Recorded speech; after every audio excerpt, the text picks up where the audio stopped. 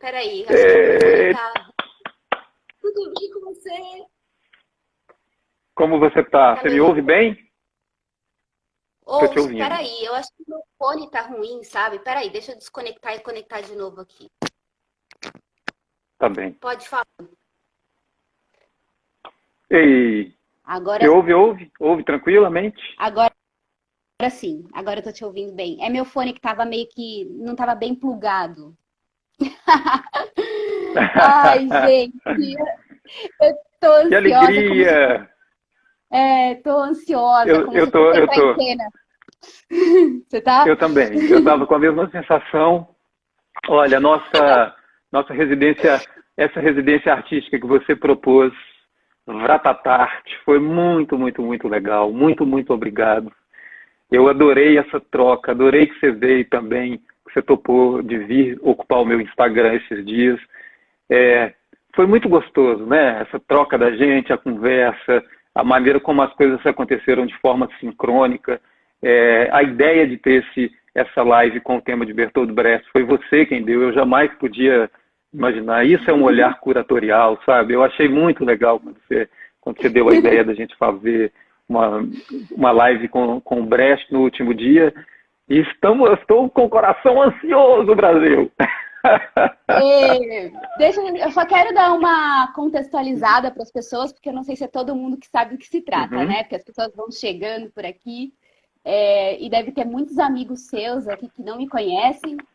Então, eu sou a Tarsila, galera.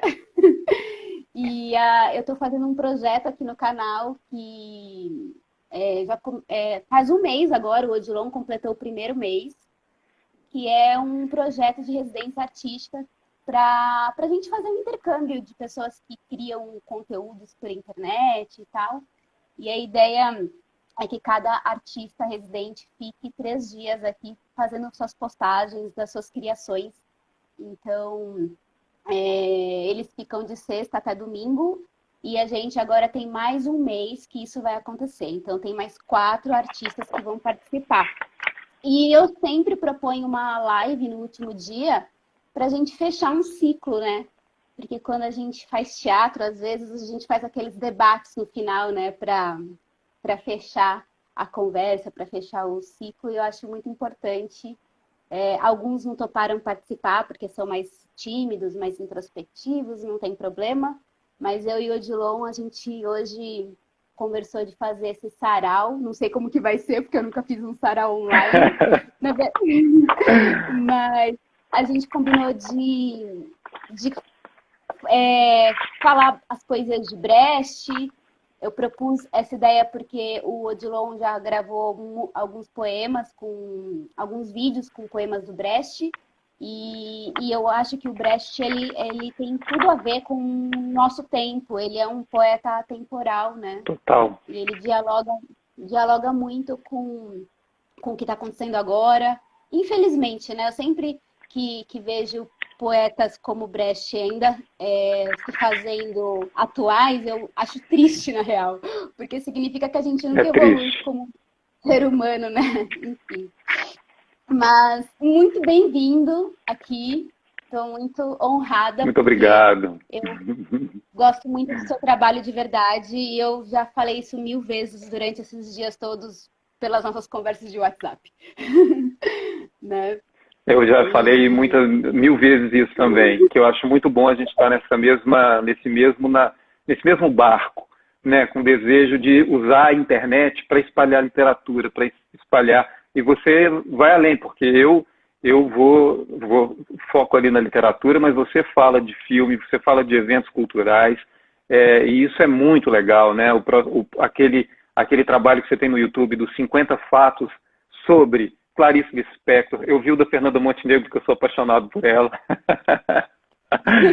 E é muito legal, né? Porque isso é colocar-se enquanto leitora a serviço do outro, porque é tanta coisa que existe, e aí de repente ali você consegue é, é, convidar a gente, e é o desejo que eu também tenho com esse trabalho, né? Convidar as pessoas a conhecerem alguns autores, alguns universos que talvez elas desconheçam, como tantos amigos fizeram isso por mim e eu tenho certeza que também fizeram isso por você. Quantos autores chegam na vida da gente porque um amigo falou, olha, vê esse livro aqui, lê esse poema aqui. Você fala, quem é esse autor? Aí, de repente, um universo se abre porque alguém querido te convidou, né? Te levou até aquele universo. Exatamente. Então, Bom, e aí? Quer começar? vamos começar? Vamos começar? E você vai Vamos começar começar. como você Primeiro, é eu queria... convidado. É assim? A bola é jogada assim? É assim. Olha, eu queria primeiro de tudo dizer que você já tem um livro novo que foi lançado no Brasil, de poemas do Brecht, que é um livro da perspectiva. Então eu estou muito ansioso por esse sarau também por isso, porque eu não tenho esse livro, então eu vou ouvir os poemas desse livro pela primeira vez, pela sua voz. Então eu já estou... Tá. Esse daí, Esse aqui. exatamente. Esse da Eu perspectiva, marquei que um foi lançado monte. recentemente. O meu ainda é esse, ó. Brecht, poemas de 1913 a 1956, da editora 34, com tradução do Paulo César de Souza. Esse livro é incrível, também ainda acha ele para comprar. E esse da perspectiva eu tô doido, mas eu ainda não tenho, mas até o fim da quarentena hei de tê-lo. Então, mas é legal ter os dois, porque são bem. Essa aqui é uma outra. São poemas bem diferentes, são diferentes dos que tem aí. Sim, Né? Então vale a pena ter os dois, no exatamente. caso. Por isso que eu tô... E outros mais. Então, começamos? Então vamos lá, o nosso poeta Ai, meu Deus. mineiro. Vamos lá. Olha, é tanta coisa, tanta coisa. Eu vou começar por alguns que eu gravei no meu canal. Tem um que se chama Anos Atrás, que ele fala da lógica da Bolsa de Trigo de Chicago, mas que é uma lógica, na verdade, de como funcionam as bolsas, né? Assim, a gente já viu o petróleo sendo queimado para manter o preço do petróleo. A gente já estudou isso quando o café era queimado, porque a produção era muito grande, então você queimava o café. Enfim, a maneira como que os mercados funcionam, tudo em função não do benefício às pessoas, mas para que se mantenha o valor dos produtos. Né? E aí o Brecht faz esse poema que se chama Anos Atrás, e que ele diz o seguinte: anos atrás, quando, ao estudar os procedimentos da Bolsa de Trigo de Chicago, compreendi subitamente como eles administravam o trigo do mundo e, ao mesmo tempo, não compreendi. E abaixei o livro, logo percebi, você deparou com coisa ruim. Não havia irritação em mim e não era a injustiça que me apavorava, apenas o pensamento, assim como eles fazem, não pode ser, me tomou inteiramente. Essa gente, eu percebi, vive do dano que causa aos outros, não do benefício. Essa é uma situação, percebi, que somente pelo crime pode ser mantida, porque é muito ruim para a maioria. Desse modo, toda grande proeza da razão, invenção ou descoberta levará somente a uma miséria ainda maior. Coisas assim, semelhantes, pensei no momento, distante do ódio e do lamento, ao abaixar o livro com a descrição do mercado e da Bolsa de Trigo de Chicago. Muito esforço e muito desassossego me esperavam. Anos Atrás, que é o nome desse poema. É forte, né? Para variar. Sim, muito. Sim, muito. Ai, eu tinha pensado numa ordem aqui, mas não sei se eu vou conseguir cumprir a ordem que eu pensei. Vai lá. Bom, eu acho que eu vou começar pelo que mais toca meu coração, porque eu acho que é assim que deve ser a vida. Que é o poema que eu dividi com você ontem, tá? Muito bom. Então vamos lá. Ele é um pouquinho mais extenso, mas espero que vocês gostem, que chama-se Canção aos Poetas. Ele coloca entre parênteses aqui o Brecht, quando no primeiro terço do século XX já não se pagava mais por poemas. E esse poema aqui, ele é bárbaro, vocês vão entender por quê. O que aqui se lê está escrito em verso. Falo, pois, vocês talvez nem saibam mais o que seja um poema e o que um poeta faz. O que se passou conosco foi perverso. E vocês não perceberam nada que há tempos não mais se publica poesia? Sabem o motivo? Eu vou lhes explicar. Antes, se pagava ao poeta o que se lia. Não se paga mais por um poema. Eis o porquê de ninguém mais escrever em verso hoje em dia. Pois o poeta pergunta, quem paga?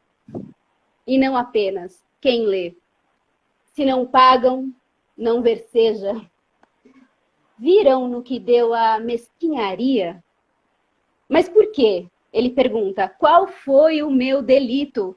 Não fiz sempre o que pediu, que me sustem? Não cumpri minha palavra, dita ou por escrito? E ouço agora dos pintores que também nenhum quadro mais é comprado e quadros antes tão apreciados ficam agora acumulando pó. Mas por que vocês não querem mais pagar, se a fortuna de vocês é cada vez maior? Não cantamos quando tínhamos no estômago o bastante tudo que vocês podiam gozar? Que tanto gozavam a carne de suas mulheres, o luto do outono, o riacho fluindo ao luar, o dulçor das frutas, folhas farfalhando, novamente a carne de suas mulheres, o invisível acima, até o festejo do pó em que vocês se transformavam no fim do ano. Não apenas isso, o que a gente também dizia dos que não se sentam em cadeiras de ouro, tais como vocês pagavam. O choro e o consolo do que vocês esperem todo dia. Nós fizemos tanto por vocês, jamais dizendo não, sempre subservientes, falando no máximo, nos paguem. Quantos crimes nós não cometemos por vocês, então, e nos contentando a miúde em comer só as migalhas? Antes suas carruagens atoladas em sangue e lama, temos assim nossas melhores palavras desferido. O seu curral de carnagens, campo de honra, nós chamamos, e esses canhões, irmãos com os lábios de bronze brunido. Nos bilhetes que demandam para vocês impostos, as imagens mais surpreendentes temos pintado. Nossas inflamadas canções vibrando nos rostos, sempre lhe pagaram o imposto cobrado. Estudamos as palavras e, como se fossem drogas, misturamos e empregamos as melhores na poção. E nas que lhe fazem jus, vocês se desafogam e, como cordeiros, elas ficam em suas mãos. Vocês mesmos. Temos comparado somente com quem vocês desejaram, aqueles festejados sem razões, por aqueles sem nada quente no estômago também, e os seus inimigos fustigamos em versos feitos facões. Por que então vocês não visitam mais a nossa quitanda? Não tiram tempo para comer? Nossas sobras já esfriaram? Por que não encomendam mais nada? Nenhum quadro, hino? Creem agora, assim como vocês são, vocês agradam? Ah, vocês não podem nos virar assim, do avesso. Se soubéssemos como vocês nos dirigem o olhar, creiam, senhores, seria mais barato o nosso preço. Mas de graça, os quadros e os poemas não podemos dar. Quando iniciei esse verso, o que vocês aqui leem, se é que leem, pretendia fazer cada terceiro verso rimar, mas era trabalhoso demais. Confesso, constrangido, e pensei, quem há de pagar por isso? E deixei para lá. Uau! Demais. Eu acho esse poema demais. Eu amei que você me mostrou. Eu não conhecia esse poema, você me mostrou ele ontem. E são muitas camadas, né, do que ele levanta de discussão. Porque a gente tem essa coisa de dizer de como a arte é imaterial, como precificar a arte que é tão imaterial.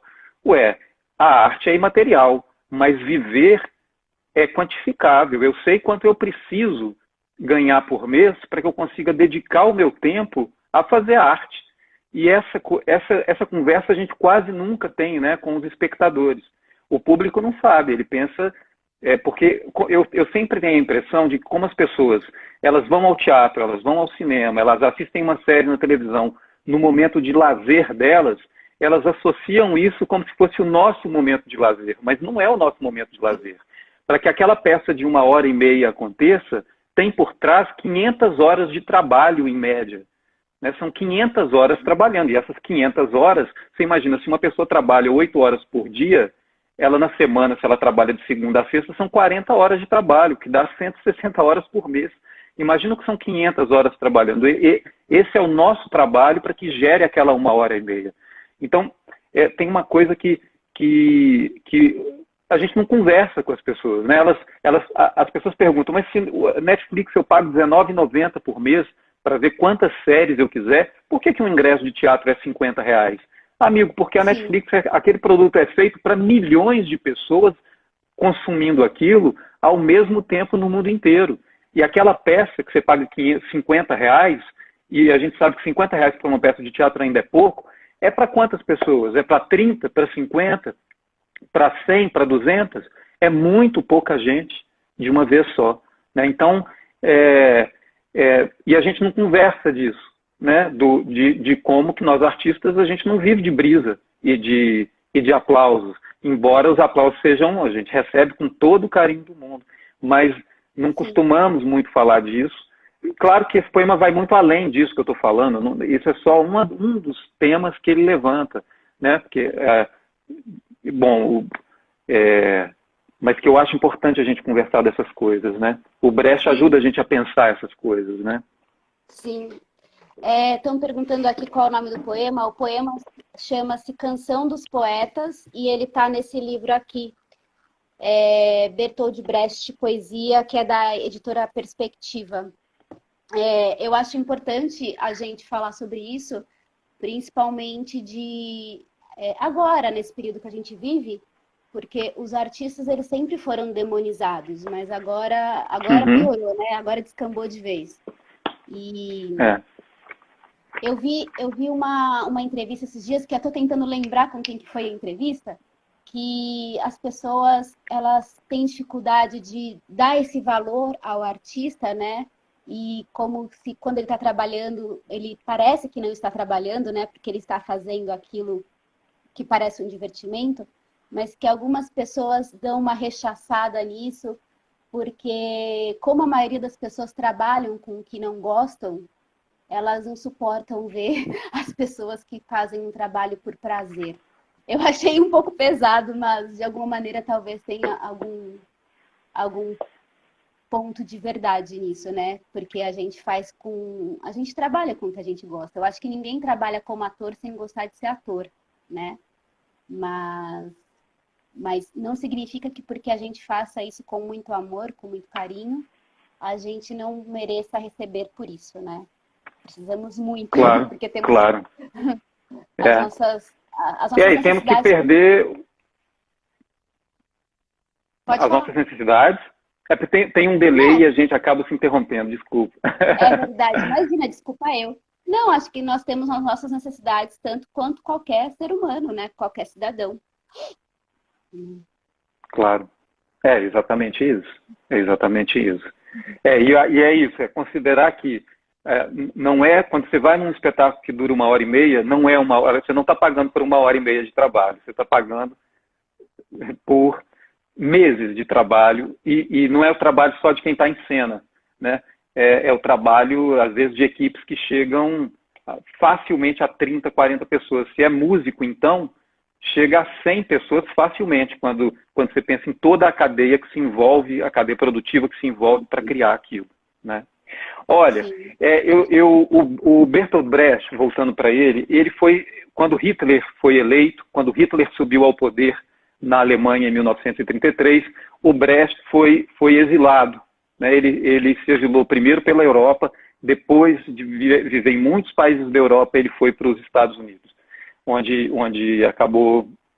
viveu até o fim da vida, né? E aí tem um poema dele que, bom, eles não, na apelidavam verdade, Hitler de o pintor.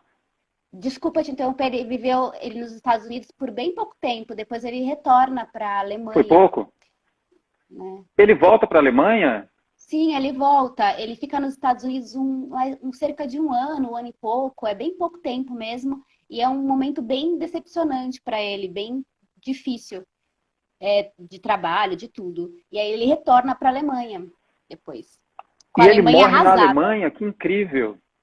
Claro. Morre na Alemanha, morre na Eu Alemanha. pensei que ele ficava nos Estados Unidos até o fim da vida. Ah, adorei saber disso. Muito bom, muito bom. E bom, quando ele saiu, quando ele bom, saiu do país, né? Quando ele foi para o exílio, tem um poema dele que se chama Quando Me Fizeram Deixar o País. E bom, eles apelidavam Hitler de o pintor, porque o Hitler queria ter sido artista plástico, mas não passou, né? Na prova para entrar na Escola de Belas Artes. Mas todo mundo, a gente conhece os desenhos do Hitler, né? Ele desenhava Viena, por exemplo, com uma precisão realista impressionante, uma precisão fotográfica. Então chamam Hitler de pintor mais pejorativamente. E aí o Bertolt Brecht diz, quando me fizeram deixar o país, lia-se nos jornais do pintor que aquilo acontecia porque num poema eu havia... Antes de falar isso, é muito importante eu dizer uma outra coisa, que o Brecht trabalhou como enfermeiro de campanha na Primeira Guerra Mundial. Então ele presenciou a guerra muito de perto, né? A desgraça que é uma guerra, ele presenciou muito de perto. Então,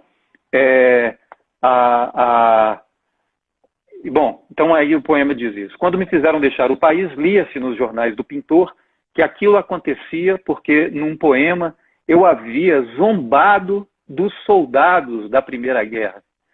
Realmente, no penúltimo ano da guerra, quando aquele regime, para adiar sua derrota, já enviava os mutilados novamente para o fogo, ao lado de velhos e meninos de 17 anos, descrevi, em um poema, como um soldado morto era desenterrado e, sob o júbilo dos enganadores do povo, sanguessugas e opressores, era conduzido de volta ao campo de batalha.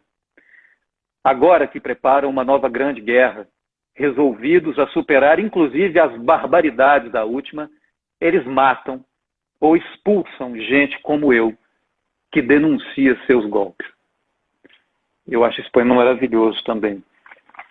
Qual que é o nome desse poema? Esse Quando Me Fizeram Deixar o País. Quando me fizeram deixar o país. Tá, não, é porque eu lembrei de um outro agora que jamais me ousaria ler, porque é muito grande, que é A Lenda do Soldado Morto, que você cita em algum momento desse poema. E o Brecht escreveu quando ele era bem novinho, e ele começou a ser perseguido nessa época por conta desse poema da Lenda do Soldado Morto, né? Porque ele já denuncia o que está acontecendo, né? E aí o pessoal já fica de olho, ó, esse cara aí é perigoso, né? Então, eu lembrei disso. Você sabe que isso que você tá dizendo, antes de passar a bola para você, depois você lê dois seguidos, pode ser? Porque você está dizendo dessa perseguição que ele... Não, porque ele dizia, tem um outro poema dele que fala um pouco dessa perseguição que ele sofreu, que é Expulso por Bom Motivo, que ele diz... é importante a gente lembrar que o Brecht acreditava que através da arte ele ia conseguir... a arte podia ser uma das ferramentas da construção de uma sociedade mais justa, né? E isso está nos textos dele, tanto no teatro quanto na poesia. Não que ele trate só desse tema, mas é uma arte engajada na busca de um Estado mais igualitário, né? Então ele diz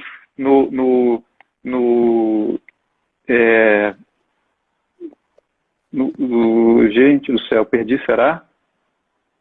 Expulso por Bom Motivo, ele vai dizer o seguinte: eu Eu cresci como filho de gente abastada.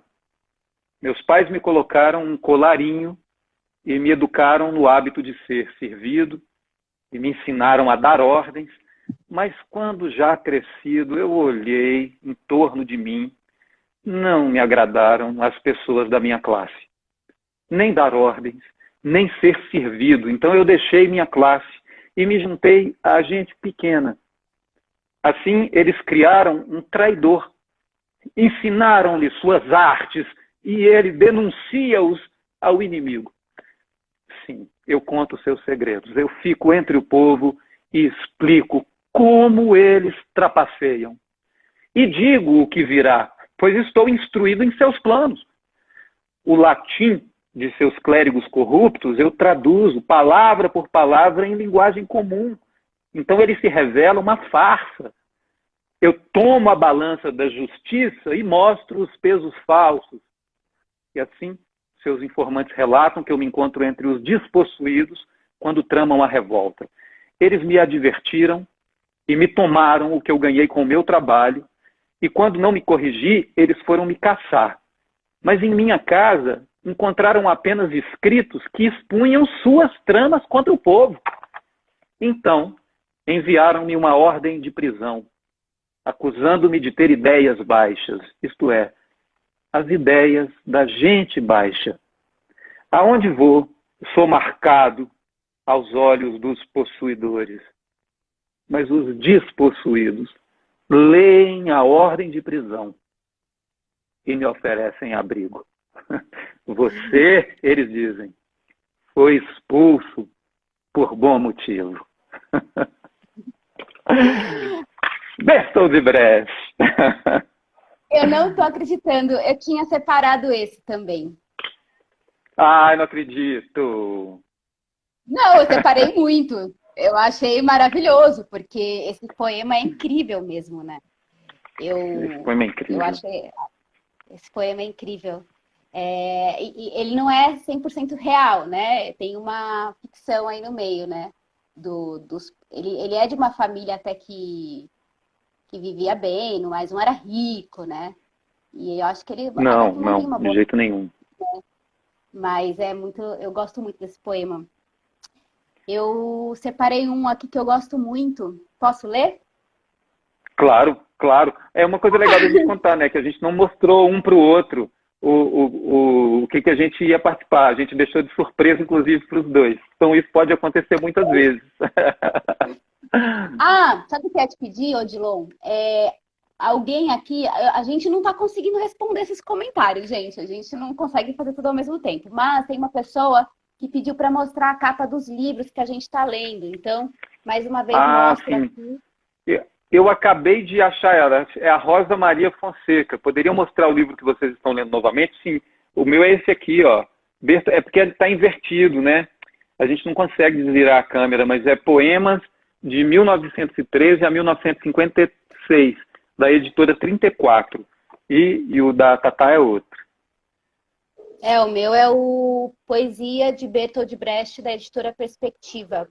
Depois que eu deixar a live salva, eu ponho na descrição, né? Os nomes aí, acho que fica fácil para as pessoas irem atrás se quiserem. Legal, muito bom. O próximo que eu escolhi chama-se Aos Pósteros. Mas tem vários poemas aqui que chama-se Aos Pósteros, então é um pouco aleatório esse nome. Enfim, ele queria dizer muitas coisas para nós, né?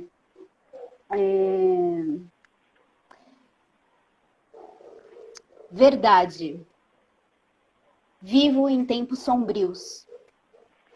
A palavra inofensiva é tola. Uma testa lisa, sinal de insensibilidade. Aquele que ri apenas não recebeu ainda a notícia terrível. Que tempos são esses em que uma conversa sobre árvores é quase um crime, pois implica em calar sobre tanta atrocidade? Quem atravessa calmamente a rua não está mais disponível para os seus amigos necessitados? É verdade. Ainda ganho o meu sustento. Mas creiam-me, isso é mero acaso. Nada do que eu faço me permite comer até me saciar. Fui poupado por acaso. Quando acabar a minha sorte, estou perdido.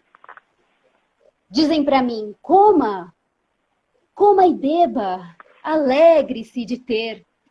Mas como posso comer e beber se tiro aquilo que como do faminto e meu copo d'água falta a quem tem sede? E contudo, eu bebo e como. Quem me dera ser sábio também nos velhos livros, se lê o que é sábio. Afastar-se da peleja, do mundo, e passar o breve tempo sem medo. Também evitar a violência, pagar a maldade com o bem, não satisfazer seus desejos, mas esquecê-los. Isso é tido por sábio. Nada disso eu consigo. É verdade. Vive em tempos sombrios. Continua ele. Acabou! É só esse Não, trecho. a outra parte do, quer ver? Tem um outro que é parecido com esse, mas não é a continuação. Que é eu acho. É porque na minha edição ele vai como continuação. Olha, ele continua dizendo o seguinte: à cidade cheguei em tempo de desordem, quando reinava a fome. Entre os homens cheguei em tempo de tumulto e me revoltei junto com eles. Assim passou o tempo que sobre a terra me foi dado. A comida comi entre as batalhas, deitei-me para dormir entre os assassinos. Do amor cuidei displicente e impaciente contemplei a natureza. Assim passou o tempo que sobre a terra me foi dado. As ruas de meu tempo conduziam ao pântano. A linguagem denunciou-me ao carrasco. Eu pouco podia fazer, mas os que estavam por cima estariam melhores sem mim. Disso tive esperança. Assim passou o tempo que sobre a terra me foi dado. As forças eram mínimas. A meta estava bem distante. Era bem visível, embora para mim quase inatingível. Assim passou o tempo que nessa terra me foi dado. Vocês que emergirão do dilúvio em que afundamos, pensem, quando falarem de nossas fraquezas, pensem também nos tempos sombrios de que escaparam. Andávamos então trocando de países como de sandálias. Através das lutas de classes, desesperados, quando havia só injustiça e nenhuma revolta. Entretanto, sabemos, também o ódio à baixeza, deforma as feições. Também a ira pela injustiça torna a voz rouca. E nós que queríamos preparar o chão para o amor, não pudemos nós mesmos ser amigos. Mas vocês, quando chegar o momento do homem ser parceiro do homem, pensem em nós com simpatia. Essa é a continuação na minha edição. Aí ele pode estar com outro título, será? Talvez, porque tem aquele primeiro que você leu, que eu tinha separado, tem uma tradução diferente da sua. Que, aliás, confesso que eu gostei mais da sua. Né? Mas poema é uma coisa bastante difícil de ser traduzida, né? O Gabriel Benites, ele está pedindo para a gente falar da diferença entre as edições. Eu ainda não sei porque eu não tenho essa que você ganhou, mas você já disse que aí tem outros poemas que não tem nesse, né? Tem. Só que aqui nesse, eu vou dar uma informação extra. Esse livro aqui, ele tem 300 poemas, tá? E ele é uma edição bilíngue, tem a versão em alemão e a versão em português. Que legal. que para mim, como não sei alemão, não faz muita diferença, mas para quem sabe alemão é maravilhoso, né? Porque aí você pode ler o poema no original, né? Sim, Além isso dos é 300 incrível. poemas, nós temos aqui fragmentos dos diários e anotações autobiográficas, e tem Uhum. 20 textos sobre poesia, que é uma riqueza. Eu até separei um desses trechos para compartilhar com vocês, se sobrar um tempinho, se vocês quiserem, que o título é Sobre Despedaçar Poemas, que é Ai, que muito delícia. Eu legal. quero demais. E Aí aí é ainda sobre isso. essa diferença, só falar, teve uma coisa muito legal que da tradução, porque esse poema, por exemplo, que você começou a leitura e eu continuei, no meu livro chama Aos que Vão Nascer. E olha que interessante um detalhe da tradução. Você diz, vivo em tempos sombrios, né? Na minha edição, nessa tradução aqui, que é uma tradução mais antiga, ele diz, é verdade, eu vivo em tempos negros. E há todo um trabalho do movimento negro para não associar a palavra negro a coisas depreciativas. Então, olha que bacana como Exato. que isso já está refletindo nas traduções e na linguagem. Porque é isso, a vida se dá através da linguagem. E olha, se existe sombrio para poder dizer de uma época como essa que a gente tem vivido, né, como com a pandemia e com os outros vírus que estão no poder, por que não usar então a palavra sombrio, que ela existe, sendo que já existe sendo que negro é para falar de uma raça que durante tanto o movimento negro está ensinando isso para a gente, como modificar a linguagem para poder como que essa batalha acontece também no campo da linguagem, né, de não associar a palavra negro a frases Ah, depreciativas. Essa questão é muito interessante isso das traduções, porque tem um poema muito conhecido do Brecht, Tatá, é, que é aquele: há homens que lutam um dia e são bonitos, há outros que lutam um ano e são melhores. Eu, quando gravei, eu não consigo mais. A gente tem convivido com tantos homens toscos, absolutamente toscos, né, que eu já não consigo mais. Quando alguém lê algum texto para mim e usa o termo homens para se referir à humanidade, já perde a minha escuta. Eu traduzo por pessoas dentro da minha cabeça, porque pessoas cabem em todos os gêneros, né? Então, assim, eu acho que Brecht permitiria que a gente modificasse eu até gravei uma vez e a gravação não foi boa, eu tirei do ar, mas eu mudei o poema para pessoas, e olha como ele ficou. Há pessoas que lutam um dia e são bonitas. Há outras que lutam um ano e são melhores. Há aquelas que lutam muitos anos e são muito bonitas. Mas há as pessoas que lutam toda a vida. Essas são as imprescindíveis. Bertolt Brecht. Na gravação que a gente tem no disco do Milton Nascimento, no Sentinela, tem uma das canções que é Sueño con serpientes. Sueño con serpientes de mar, y ser tomará de serpientes, sueño yo. Que abre com esse poema. Lá ainda traduz-se por há homens que lutam por um dia. Mas eu acho que a gente precisa dessa batalha no campo da linguagem, entende? E não é o caso de dizer há mulheres que lutam um dia e são boas. Não. Mas eu acho que já não dá mais para a gente usar homens nesse sentido geral para a gente ver incluída toda a humanidade. Porque, enfim, não preciso explicar tanto, porque estamos vivendo o desgoverno não, masculino. eu concordo absolutamente. Temos muitos.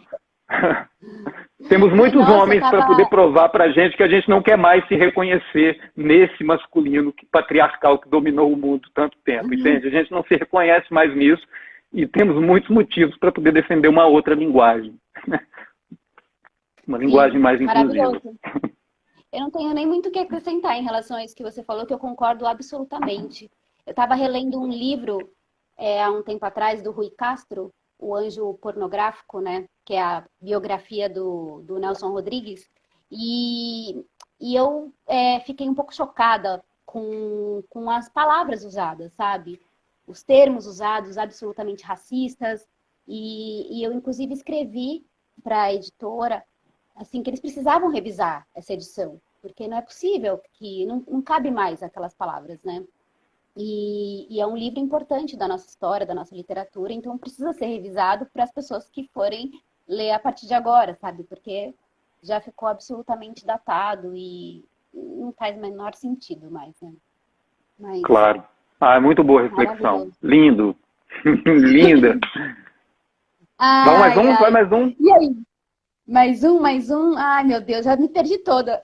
Eu tento ser uma pessoa mais apolínea na vida, mas eu sou mais dionisíaca em alguns lugares da vida, sabe? Ah, não, seja Dionisíaca. Aqui nessa dupla, pode deixar que eu faço o Apolíneo, tudo bem. Ai, ai. E apesar de Eu, que eu, é tudo mentira. é tudo mentira. Porque Dionísio tá sempre rondando. Eu li pensando nessa coisa da tradução que a gente estava falando, eu encontrei um poema aqui, porque, gente, eu ainda não li esse livro inteiro, obviamente, né? Porque ele tem mais de 500 páginas, né? É um livro para você ler aos poucos durante a vida. Porque eu leio poesia dessa forma, Uhum, né? Eu não consigo ler um livro de poesia igual eu claro. leio um romance.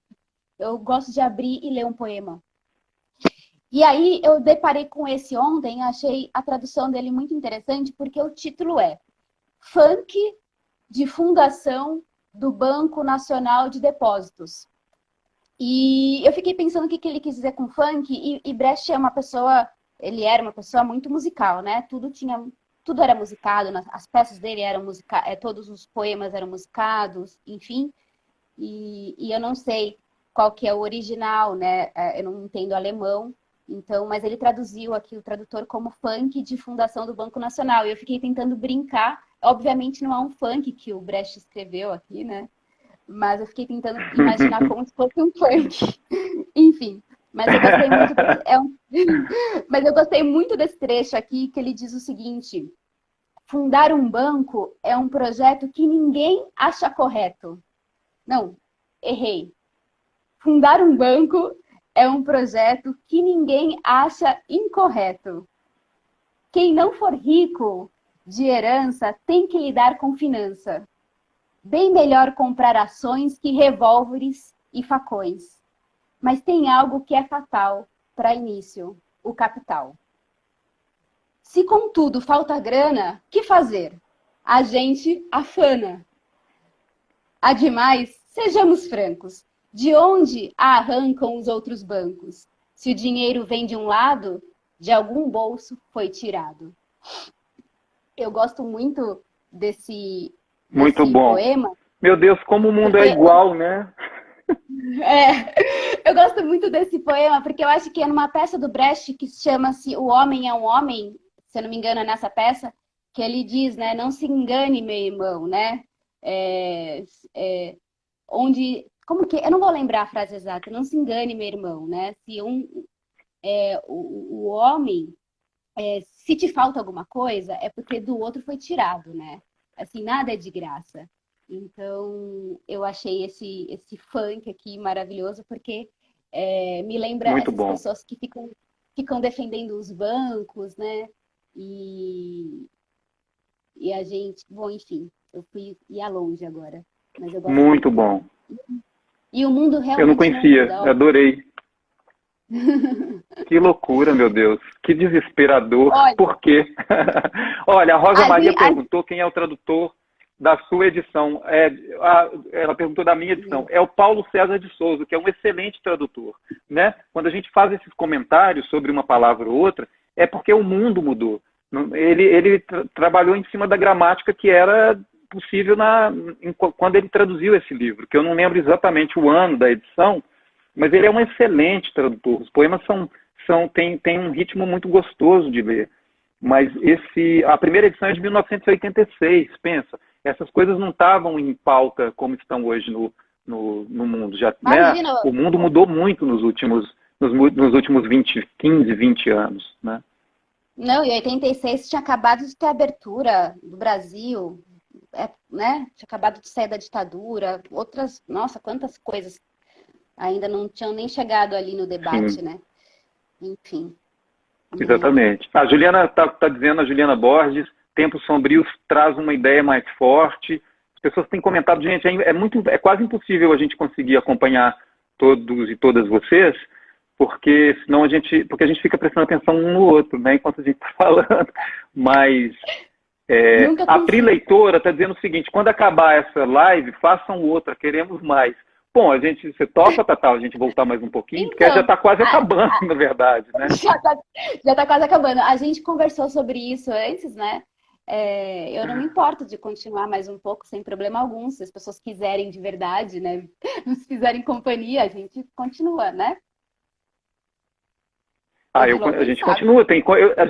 A gente está no comecinho, na verdade. A gente separou muita coisa do Brecht, mas é porque cada texto suscita na gente vontade de conversar muitas coisas que eles puxam de temática, né? É muito rico, é uma literatura muito atual, lamentavelmente atual. Eu estou tentando ler os comentários, mas eu não estou conseguindo. Agora eu consegui chegar no final. Bom, quanto tempo ainda temos? A gente tem 13 minutos, então pode ler. Tá ótimo ainda. Tem 13 minutos. Estamos super bem, então. Olha, tem um poema dele que fala sobre... Você ia dizer? Não, pode falar. Eu não quero te interromper. Fale. Não, você não me interrompeu. Eu que tenho morro de medo de interromper. Não, é porque esse delay, né, deixa a gente meio perdidinho. Olha, tem um poema dele que fala sobre essa questão do assistencialismo. A solidariedade, eu acho ela maravilhosa. Sermos solidários é uma coisa fundamental, é maravilhoso sermos solidários.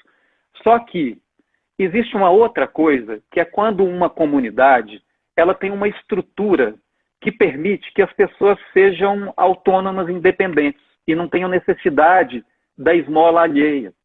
Não é que é mal fazer uma caridade, só que há uma estrutura ainda mais bonita, que é uma estrutura de sociedade em que haja justiça social, em que as pessoas possam ser solidárias às outras, mas impede igualdade. Porque ser solidário não é só o rico em relação ao pobre. A rede de solidariedade pode existir numa sociedade igualitária. Então, esse poema do Brecht, eu gosto muito dele, ele se chama o Abrigo Noturno, porque ele diz o seguinte: o Abrigo Noturno. Soube que em Nova York, na esquina da rua 26 com a Broadway, todas as noites do inverno, há um homem que arranja abrigo noturno para os que ali não têm teto. E ficam fazendo pedidos aos passantes. O mundo não vai mudar com isso. As relações entre os homens não vão melhorar. A era da exploração não vai durar menos. Mas alguns homens têm um abrigo noturno. Por uma noite, o vento é mantido longe deles. A neve que cairia sobre eles cai na calçada. Não ponha o livro de lado, você que me lê. Alguns homens têm abrigo noturno. Por uma noite, o vento é mantido longe deles. A neve que cairia sobre eles cai na calçada, mas o mundo não vai mudar com isso. As relações entre os homens não vão melhorar e a era da exploração não vai durar menos. Eu acho muito bonito, porque ele não deixa de valorizar o gesto de generosidade, né? Mas, ao mesmo tempo, ele nos alerta para que precisa haver uma mudança de estrutura. Porque o que não está certo é que haja homens dormindo na calçada com a neve caindo sobre eles. É preciso que haja uma estrutura de sociedade para que não haja esse homem, né? E aí agora eu estou voltando nesse poema, porque o Brasil agora voltou para esse momento, não é só por causa da pandemia. A gente já estava voltando com muitas pessoas em situação de rua. E aí isso, claro que gera todo um movimento social, e graças aos bons deuses que tem esse movimento, das pessoas levarem ajuda e assistência para as outras pessoas que estão necessitadas. Só que o que a gente precisa sonhar, talvez, seja... Isso é fundamental, tá? Eu não estou falando mal disso, pelo amor de Deus. Eu estou dizendo que isso é maravilhoso, todo mundo que se dedica a esse tipo de assistência a quem está necessitado. Mas o mais importante é que a gente consiga evoluir para uma estrutura em que não haja mais necessitados, em que a pessoa possa ser autônoma e dona de si mesmo e tenha condições mínimas de ter saúde, de ter moradia, de ter educação, sem que ela precise da esmola alheia. A gente continuará podendo ser solidário. Esse momento acontecerá. Não precisa de ter tanta desigualdade para que essa rede social de solidariedade se dê. Né? Há muitas formas de ser solidário numa sociedade justa. Né? Mas, enfim, é difícil, né? Porque o Brecht puxa uma coisa na gente É que mais não sombrio dá mesmo. Mas que é uma leitura de mundo, né? Assim, que ele nos propõe. sim, eu tenho uma lembrança de uma entrevista com o Reinaldo Maia, que foi um dos fundadores do Grupo Folias, do qual eu fiz parte a vida toda, perguntaram para ele por que ele gostava da pobreza, né? Porque ele era comunista. E aí ele falou assim, mas eu detesto pobre. Eu detesto pobre, eu detesto pobreza.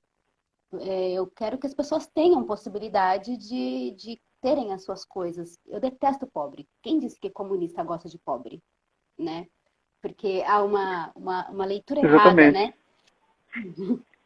Completamente errada. Olha, eu sou fã do Chico.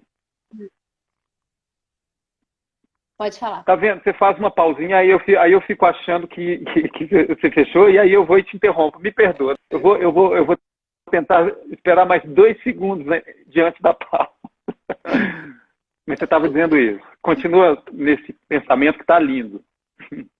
Não, eu acho, quando eu escutei ele falando isso nessa entrevista, eu era muito nova e eu nunca tinha parado para pensar sobre isso, né? Porque as pessoas elas têm um vocabulário muito restrito em relação ao que é o comunismo, ao que é o capitalismo, né? Elas sabem muito a superficialidade das coisas.